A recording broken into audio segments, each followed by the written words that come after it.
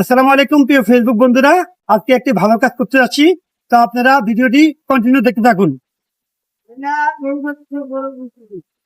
বন্ধুরা দেখতে পাচ্ছেন এখানে আছে জুস, এই জুস গুলো দিব আমার কিছু ওয়ার্লিং মিস্ত্রি ভাইদেরকে। তারা গরমের মধ্যে কাজ করতেছে, তাদেরকে আজকে সারপ্রাইজ দিব। আমি কিন্তু তাদেরকে আগে বলিনি আমি যেটা কিনে আনতেছি তাদের জন্য। চলুন তাদেরকে এখন দিব আমরা।